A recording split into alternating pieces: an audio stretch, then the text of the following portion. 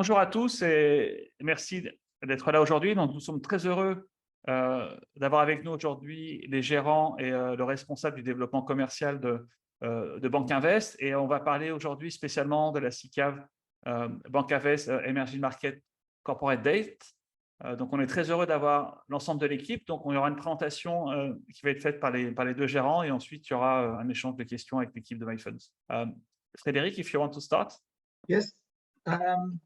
Hello, everyone. My name is Frederick Borisman. I'm head of institutional sales at BankInvest. Briefly about the BankInvest group. BankInvest is a Danish asset manager founded in 1969, based in Copenhagen, and owned by the regional banks of Denmark, which means that it has had a very stable ownership since the inception in 1969. The sole business of the company is to manage and provide UCITS funds in equity and fixed income.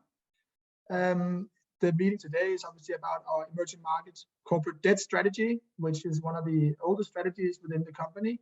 And basically, emerging market debt is a focus of BankInvest and has been so for the last 2 decades.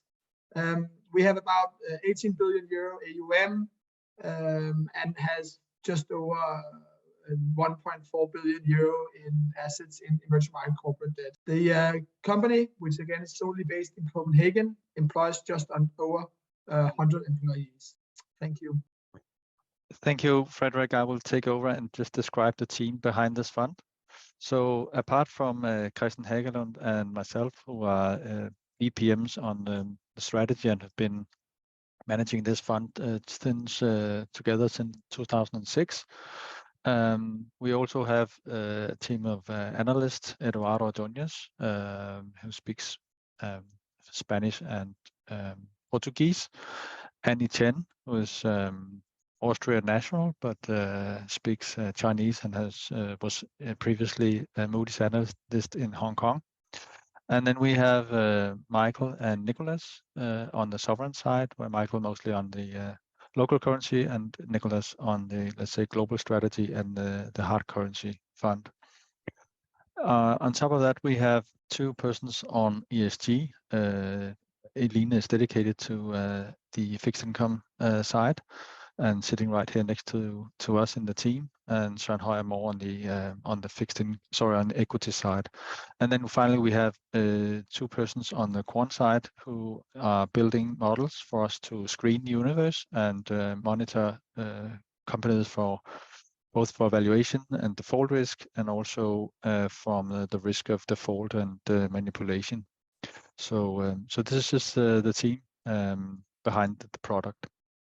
If we look at the performance, this is over a longer period, 10 years. So we are quite happy with the, let's say, long-term outperformance of 1.4% annualized.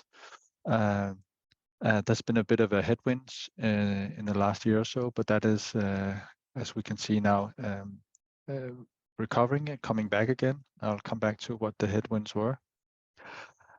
And if we look at the last year, we outperformed by 85 basis points.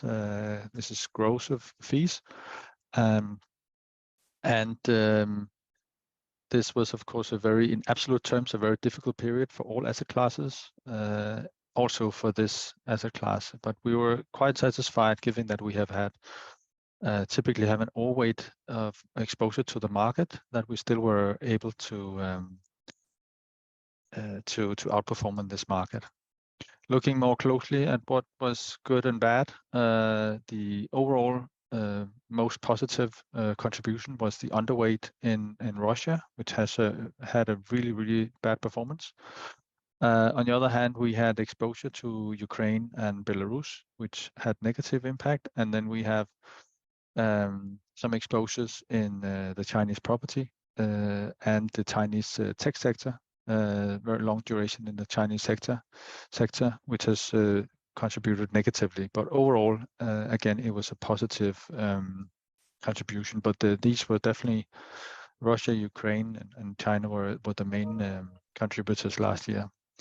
This is when we look at it on a rating basis, we see the same kind of picture here. We have Russia, which was BBB before the war, with a positive contribution, and then we have the Chinese property and the Ukrainian credits up here in the single B credits. So not much else conclusion from this slide. And then if we look at some of the numbers, this is probably quite typical picture in fixed income, in that if we look at those most positive contributors, are actually all of them are underweights.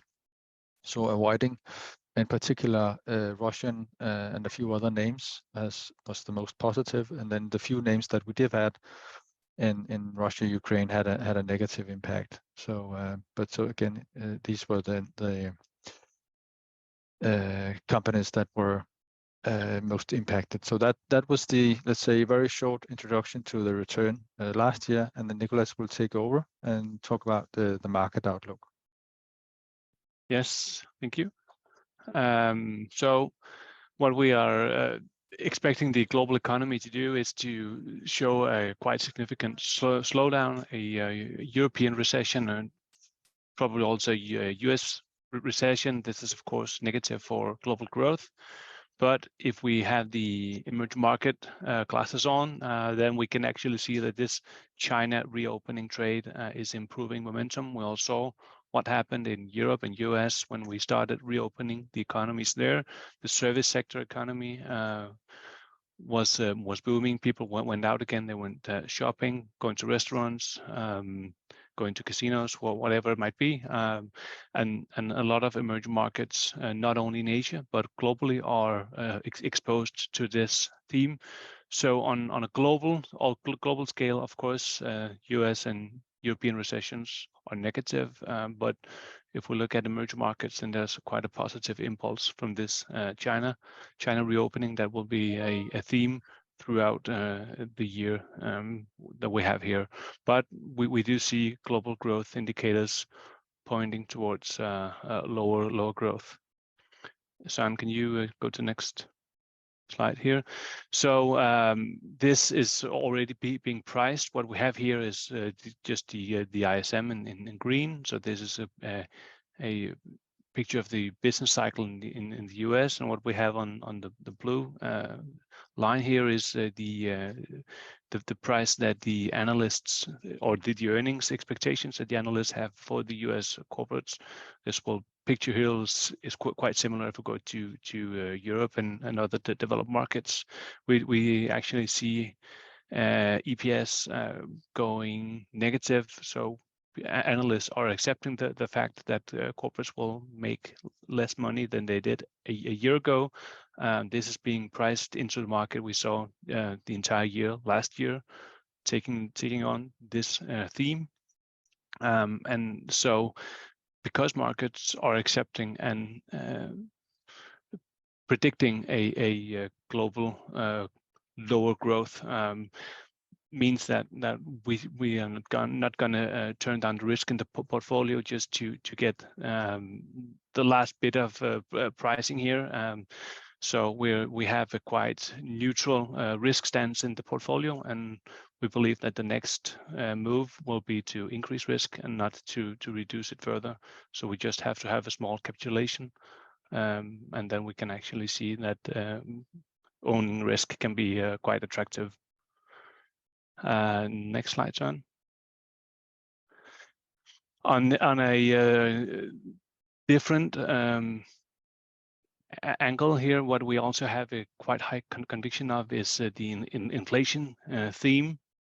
So this particular slide here, or the figure on the left, shows the US inflation broken into the housing market and the service sector in blue, and then the manufacturing sector, X food and energy, which is the green line. What we have seen the last several months is that the inflation part that comes from the manufacturing sector, so this is goods being sold at stores, basically, we have seen that type of inflation come down quite rapidly. Actually, we are now in in the zone that the Fed should be comfortable with.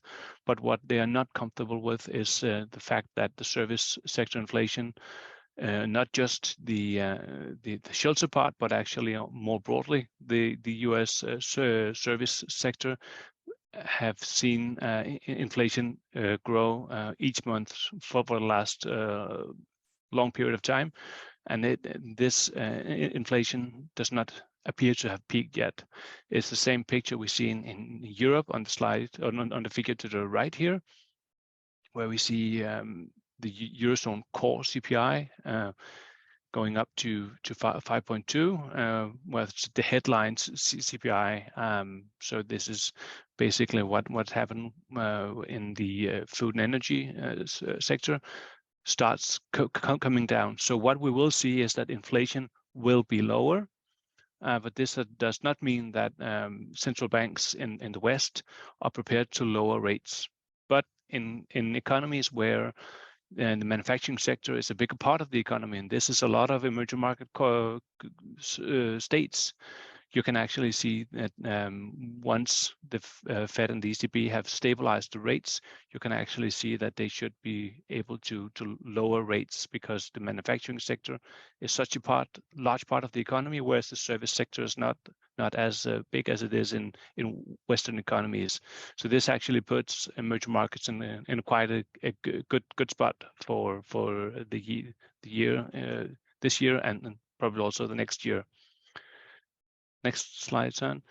So what, in our opinion, the Fed and the ECB and Bank of England and other developed market central banks are fearing are the mistakes of the 70s. So what we have here is what the inflation looked like from 1970 up to 81. So basically the 70s, and what we have on the green line is what we've seen so far from just before COVID and until now. And dynamics here are quite the same. It's quite easy to make a graph like this, but it's the intuition behind it that's interesting, because if the Fed starts lowering rates now just because the cyclical part of the inflation goes down, then they will make the same mistakes at the 70s. And what they've said quite explicitly is that they do not want to do that. So they should they will probably keep rates high. This means that despite going into a inflation or into a recession and a lower global growth, we do not see rates going lower. So we are not having a long duration bet in the portfolio. We actually keep the duration quite neutral, because rates should stay high for longer than what the market is expecting currently. Next slide, Søren. So if you just have this entire theme of lower global growth and higher rates, and rates that will stay high, they will not go back to negative or zero for a foreseeable future, then this entire role of debt affordability will be a theme, not just in emerging markets, but globally. Corporates that have been able to finance themselves only because they faced 1% of interest rates, they now face 5%. The ones that a few years ago faced 5%, they now face 9% interest rates. And this means that corporates that were just able to keep the wheel spinning because of the low rates, they will have trouble for refinancing themselves. But this is not an emerging market theme. This is a global theme. What we have seen during 2022 was that emerging markets was hit by this theme. So a number of the weakest sovereigns and also corporates, they've already been hit by this last year. So this is a theme that hit emerging markets last year. It will probably hit the developed markets as well, but it has already played out somewhat in emerging markets. The weakest links have been removed from the market in emerging markets. So we tend to try to stay clear of this type of corporates. So within, for instance, the fintech sector, which is a good example of corporates that have been able to keep themselves afloat because of lower rates. This is a part that could be severely hit by this theme of higher for longer global interest rates. And then the next slide, I think this is the last one on our emerging market debt outlook. Commodity prices are, of course, extremely important for a lot of emerging market economies. What we tend to see is that as long as the oil price, here's the Brent oil price, is somewhat between $60 and $90, then everything is good. Spreads are quite low, but as soon as the oil price goes too low, so the break-evens are not longer positive for the producers, or if the prices go too high, so the demand is weakened.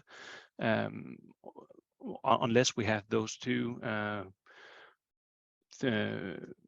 episodes, then we're actually quite good. So what we have now is commodities in the sweet spot. We have geopolitics that is keeping the oil price high, but we also have somewhat weak global growth, making sure that the oil price or that the combination of oil price and growth does not go up to $100 or more.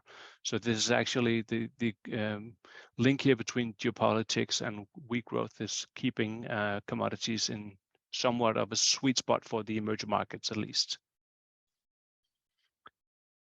So despite this better outlook, emerging market corporates are actually not trading tighter than the US credits. What we see on the left hand figure here is the BBB.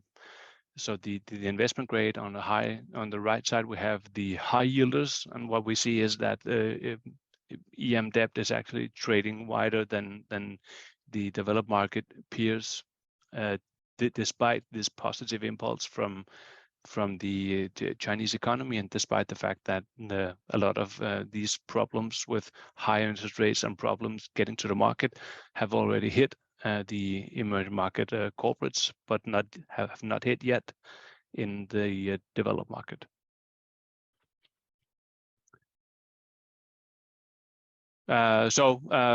Finally, the EM corporate still have a zip code compensation. So the fact that they're not based in the US, they do not have a strong domestic buyer, means that you actually get quite good compensation compared to, for instance, US high yield or European high yield or European investment grade and US investment grade.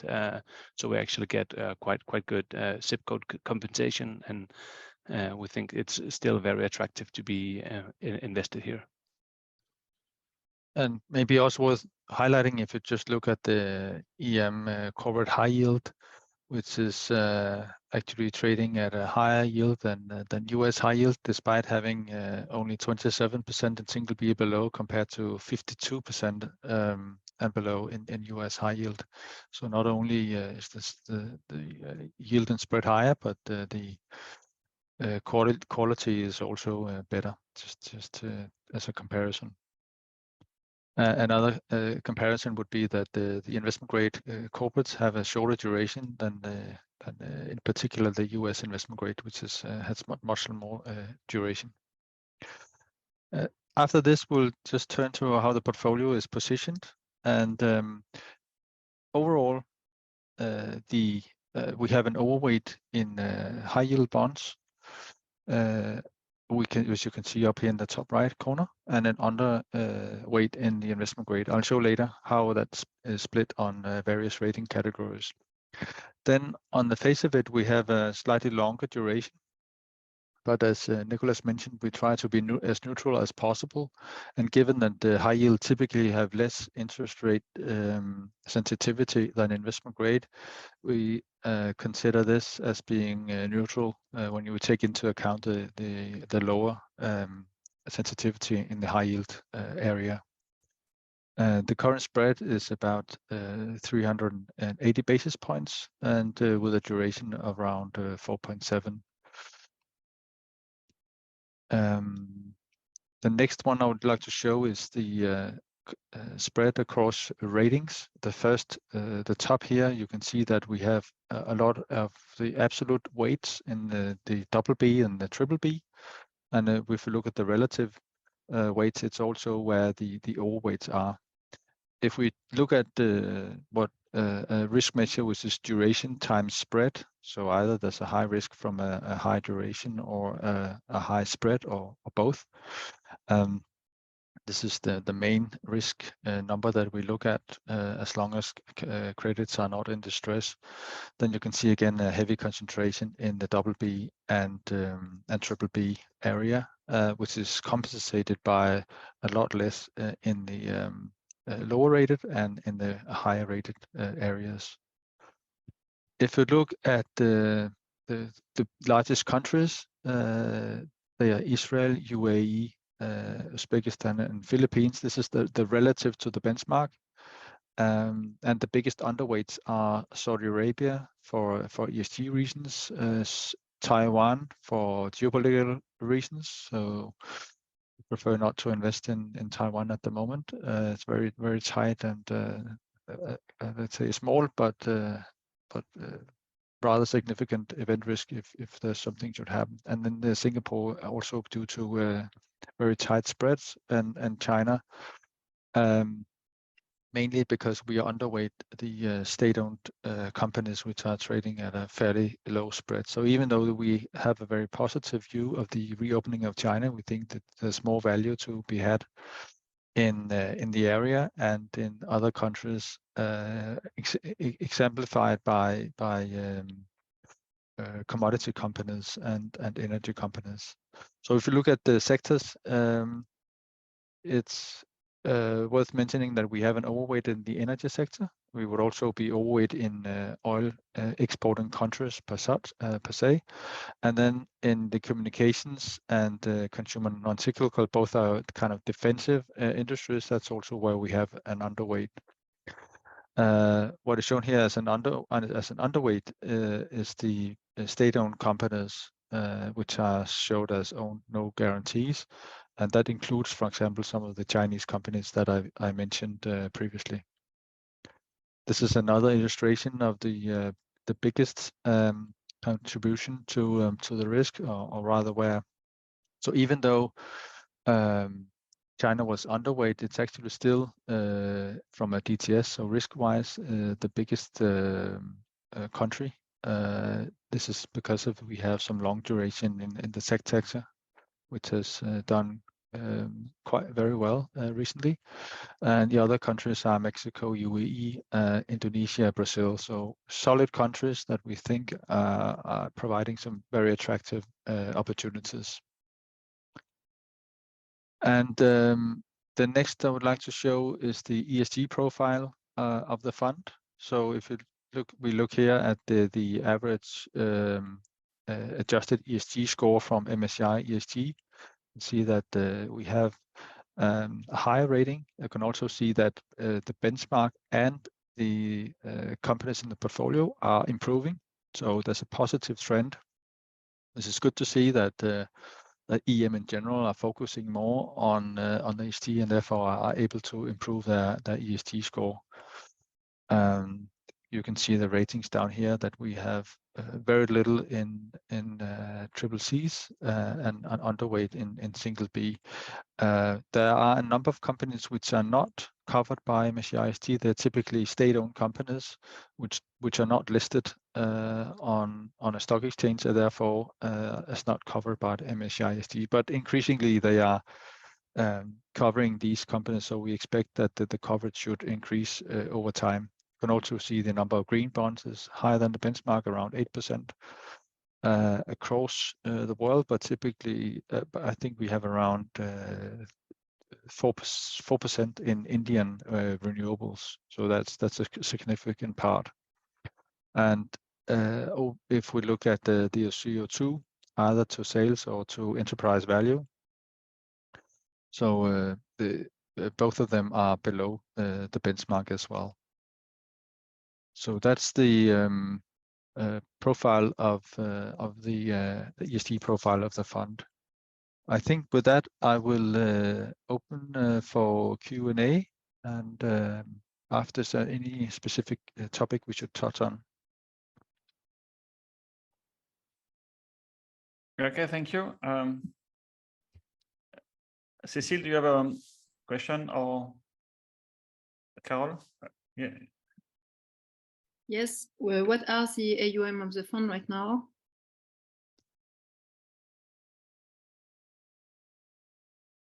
I'll take that one. So the AUM of the strategy combined, so mutual funds and segregated mandate combined is 1.4 billion euro.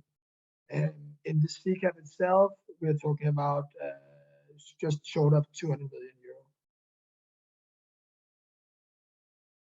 euro. What is the turnover of the fund since the COVID?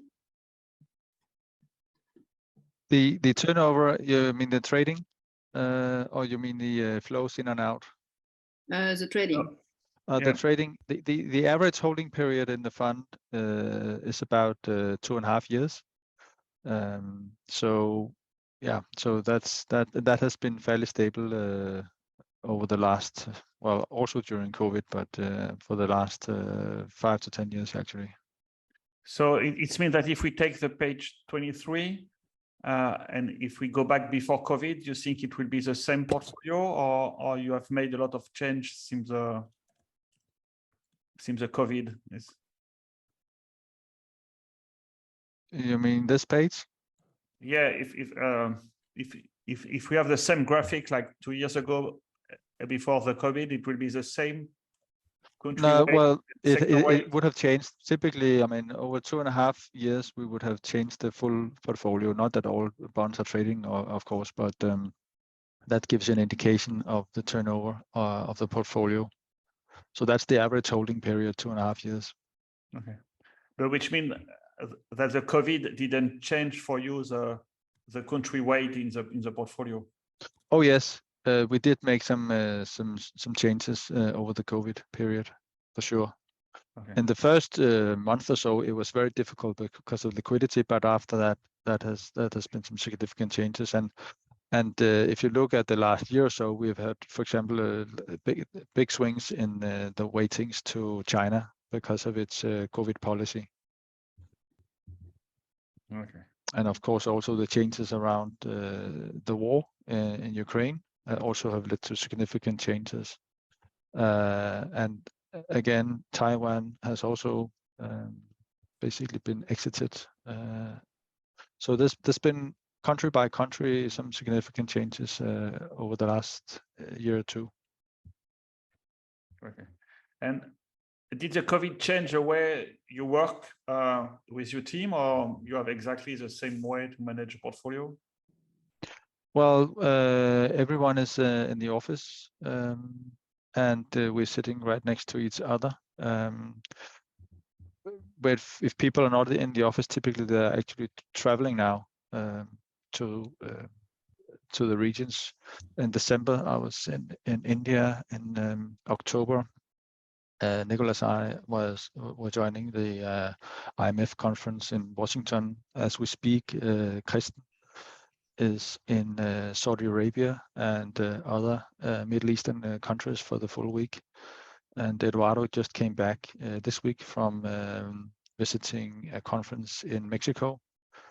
So fortunately, things are, I wouldn't say back to normal, but we are back traveling again. Of course, when we are in the office, we see that some conferences are held as a combination of physical meetings and virtual meetings. So I would say the positive things from COVID is that we now have even more company meetings than in the past, because the virtual meetings have become possible. Okay. Thank you. I have a question. What is your ESG position? Yeah. In terms of a process, if you have an internal process about ESG, or yes, yeah. let me just turn to this slide here. Here.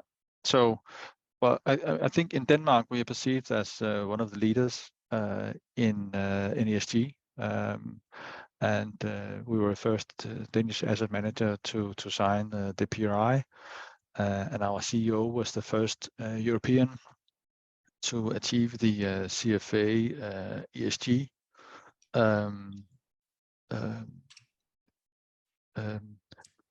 What was it called?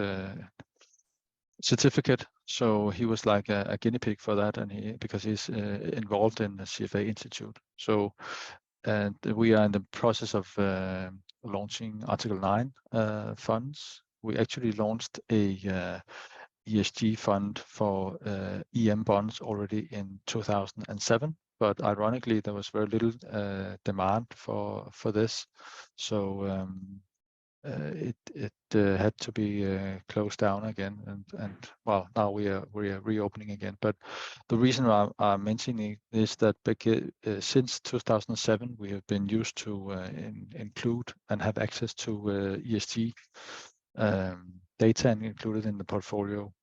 So if we look at it, how we do it on, let's say, the process. Overall for BankInvest, we have exclusion criteria, and you can see to the left, both on norm-based screening, but also controversial weapons, coal mining, oil sands, tobacco, and fragile states. So let's say the worst states are being excluded. This is on the sovereign side for mixed funds of sovereign corporates.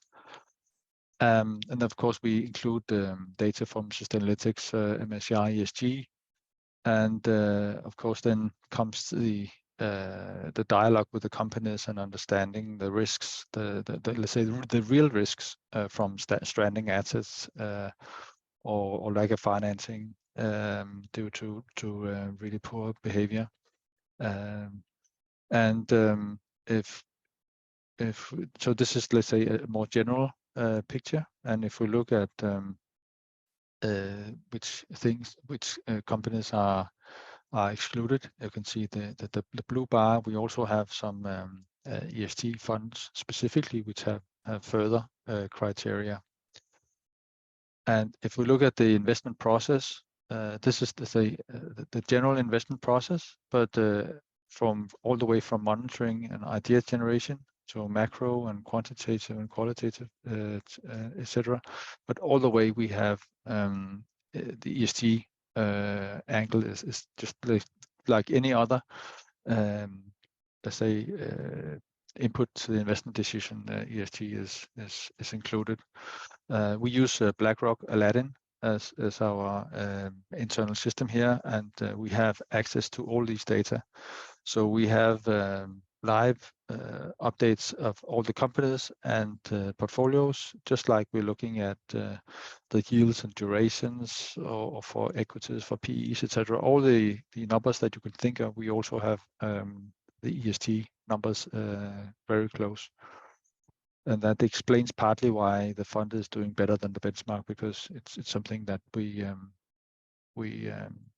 focusing on. We also, of course, I mean, it's very rare to have a company where a meeting or a dialogue with a company where ESG is not raised. This typically would be something that we would, let's say, emphasize early on, but now it's I guess everybody is doing it, and also because it's very relevant for the investability of these companies. So it has now become so important to look at ESG that it can be a refinancing risk if there's an ESG issue, and we seeing that all the time when there's a new issue, that if the ESG score is not good enough, then there's a long list of investors who will not invest in these companies, and therefore lead to potentially a refinancing risk.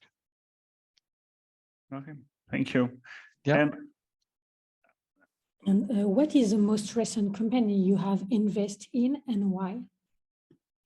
Actually, the most recent companies I can mention two. One was a Romanian bank that we invested in yesterday. It's a state-owned bank, so this is a good example of the let's say, integration of the sovereign and the corporate together. So it's basically Kristen, who's mainly on the Semir, and Nicholas would have the discussion about Romania and then discuss the valuation. This was a tier 2 bank, and so they would take the decision to invest in this one. Another one was actually one that is on the slide here, which is Adani Transmission. Adani has been headlined all over the world because of various accusations, and we've had very long discussions about these companies. The thing, and what our conclusion is that some serious accusations against the owner of the company and the family behind. But when we look at the actual companies that the bonds are funding, then they are very typically have a very moderate leverage, and they are not exposed to the risk and accusations that are put forth. So given that they have declined 15 points, and we see these as solid companies, we decided to make an investment. I would say, just hasten to say that this was 0.1% of the fund, so it's not, we're not putting all the eggs in one basket here. So very different reasons to invest in these companies, but I guess illustrates the process. Okay, so I just think that Nicolas joined the portfolio team in August, and before he was in asset allocation. So if you go back to your old position, so do you think 2023 in asset allocation it's better for emerging market corporate debt than maybe US or Europe? This is what we have seen in the front. I think yes. I do. If the US and Europe or both go into a recession, it will not be positive.